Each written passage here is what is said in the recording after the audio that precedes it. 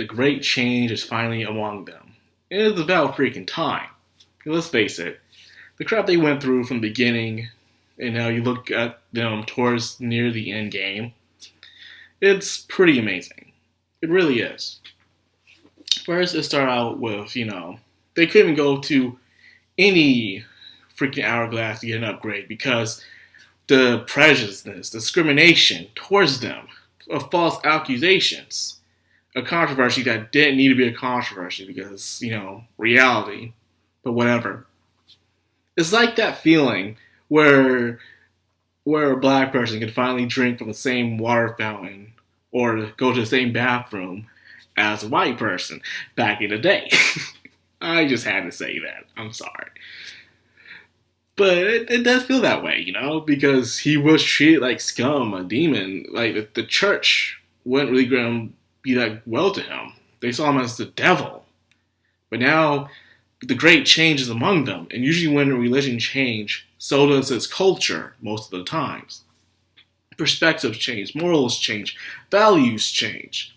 And with that, now Nafumi and the gang are now welcome in.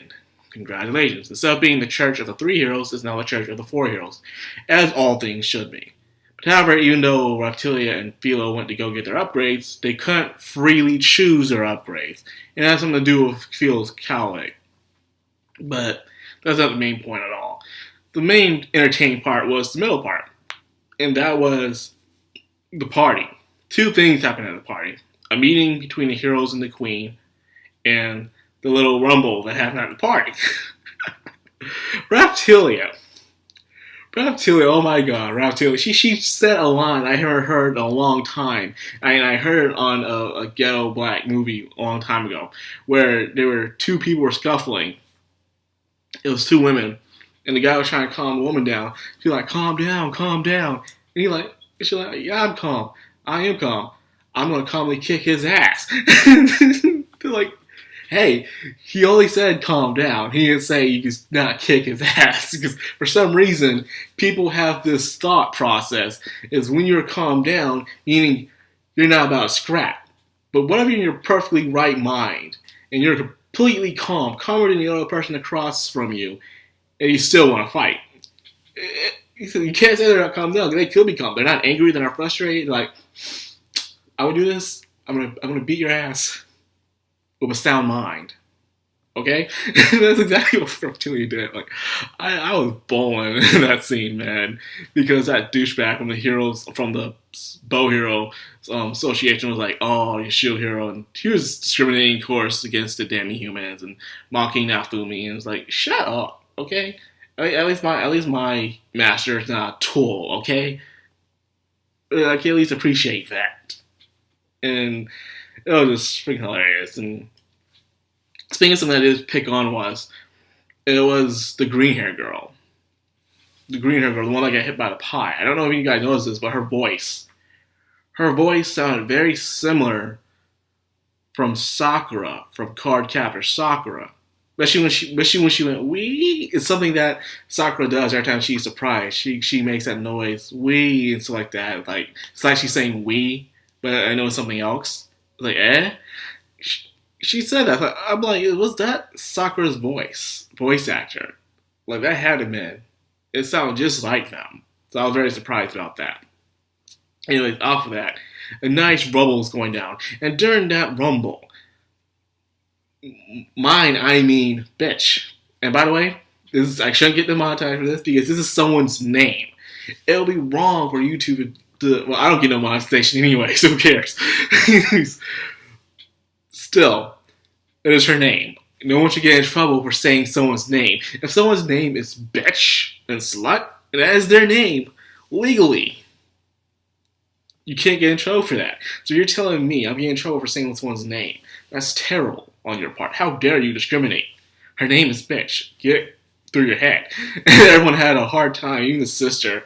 And speaking of the sister, she knew that her older sister was up to no good. Even after all she went through, having a near-death experience of being beheaded in front of everyone, she was still trying to poison. She was trying to put poison in the pie. Are you kidding me? Bitches don't learn. They don't change. Hoes can't change, man. These hoes ain't loyal. They don't change. Even after all that, you know, she's now resorted to, from being the main hated villain to now this Team Rocket parody, which I have said before about her in Matsuyatsu, where they were like a Team Rocket parody, you know. They were just those sword, that thorn in everyone's side, and then you just had to pluck it out and throw it away. And that's exactly what she was. And now she's reduced even lower than that, so, shame, shame, shame. And even after all that, Motoyatsu's like, there's no way she could do that. Oh my god. You are what's wrong with so many modern men today. You have the white knight so hard to the point you can't believe that women can do no wrong whatsoever. That women aren't the same equal as men. That they can't lie, cheat, and steal and kill, same as men. Heck, even children can do that too, given the environment they're put in. So don't expect anything less. You know, Motoyatsu, that ignorant little white knight, who knows. And now let's talk about the meeting with the heroes. They're discussing information. The heroes think Nafumi had this cheat item. But it's all a misunderstanding. You can upgrade and see a value of how you upgrade through different perspectives. Some with durability, some with rarity, and some with constantly working on that skill and upgrading it. Different ways you can work about it. Because Nafumi was exiled from many things, he didn't have many resources given to him. Everything he did, he had to do from scratch. Because of that, he had more experience. But however, since he wasn't on the higher ups, like the other three heroes, he didn't have those nice, sweet perks. So he knew that he could copy other shields, like the other heroes can do with their other weapons as well. He knew that. Of course he knew that, because he wasn't given those kind of perks. He wasn't in on the circle. Same thing with the teleportation. You know, anywhere you register, you can teleport to that area. Now, Fumi didn't do that. I guess that explains why the heroes were always ahead of them, or at the same place, exact time, to capture Nafumi, or try to capture him. And that was because those perks. It's like that. When you're on a higher plane of a promotion or a workplace, you get more perks than the lower ranked people. So you know things that the other people don't know. And of course, they're trying so hard to mock Nafumi about it, but instead he just ignored it, like, on to the next thing, explain this to me, please. It shouldn't have been like that. You know, they're all both been on equal standing, and finally they are. And of course, the other three heroes must find some way to not just level up, but gain experience now. Because when the next wave comes, the only one standing will be Nafumi, and the other three will just die because they're so inexperienced. They had too much of a comfort foundation in order to really just stand on their own. And now, since that comfort is gone, they don't know what to do. I was not surprised the way they acted. People thought, okay, now that Nafumi's been proven innocent and all that stuff, they'll try to respect him more. No.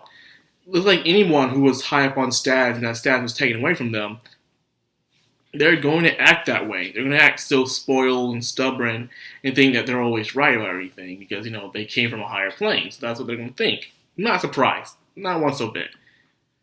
But it made really hard difficulty. But thanks to that, Nafumi now knows a new way to do things. He can now copy other shields. Great. Now he has more of an advantage. Question is which ones he will be using, or can he combine those shields together within his own to create even stronger weapons? We can see that. There are some RPGs where you can take items and you can fuse them together with certain material to make a stronger weapon. You know, I see that in a lot of RPGs and stuff. So it's possible. And for the end piece, they took a little detour before going to the island where everyone can gain a lot of experience points. They took a little detour to Reptilia's old village. And that's where the feels came in. You know, she's there. She's probably having a lot of thoughts going through her head, like the journey she's went on, the trials she has went through, the suffering she has endured. And she says, you know what? At the end of the day, it was all worth it. You know, she probably couldn't see how things were going to turn out, but where she is now, she knows everything was worth it. You know, she got to be a part of Shield Hero's team, like all the demi-humans love. She became strong, like a really good swordsman, and she has a sense of pride and honor and integrity on her now, which she probably had integrity and stuff like that in the past, but now she feels more confident with herself. She feels she actually can own up to what she wanted to do in the past, and hopefully when all is said and done, she can come back and fix the village back together again for the sake of those who were fallen and for those who were there. So yeah, that scene did hit me in the feels. It was really nice. And so our heroes will now go off to the next land to gain some EXP. Now, of course, there's still a lingering thought of Nafumi leaving. In most isekai, there's always different kind of things. Usually when you're summoned to an isekai world, you can go back to your original world. If you were summoned there, you can go back. Like Familiar Zero and even No Game No Life and stuff like that. You can go back. However, if you get killed most of the times by a truck, or you get stabbed or shot, whatever, like Tanya, Kenja no Mango, and Konosuba, and even, I think I already said Tanya. I don't think I said Tanya. I think I said Tanya, yeah. And of course, Mushoku Tensei, if you die, you can't go back to your previous world, because you're no longer in that timeline, well, that life's energy circle, whatever the hell it's called, anymore. So the question is, will Nafumi want to go back? Well, it depends. Most times these isekais, they never really explain. And the thing about Japanese isekai is there's American isekai when you really think about it, and there's Japanese isekai. At least with American isekai, at least the character had a foundation of their previous life in the reality world, where you know what they're on about and stuff like that. You know, like Alice in Wonderland or Wizard of Oz and stuff like that. You know where those characters came from in the reality world from the fantasy world they went to. However, in Japan, they lack that substance, where they forget to give the MC a proper foundation on where they came from recently, and only very, very few series does that. Most times, they're a salaryman who just got killed, or there's this NEET who got in a terrible accident. There's not much history of their past for us to really relate or at least understand this character. So it depends. Will Nafumi wants to go back, and that's something I'm trying to stress about mainly. So anyways, yes, that was the episode of Shield Hero. Very entertaining, especially the middle part. And of course, the ending part gave me some feels with Reptilia. Reptilia always does that. She's a good character after all. Good character. So anyways, if you enjoy the Shield Hero and you love my content, help me out by like, comment, and subscribe. And of course, hit that bell icon to get notified every time I upload. Madcrownxox Anime, sign out.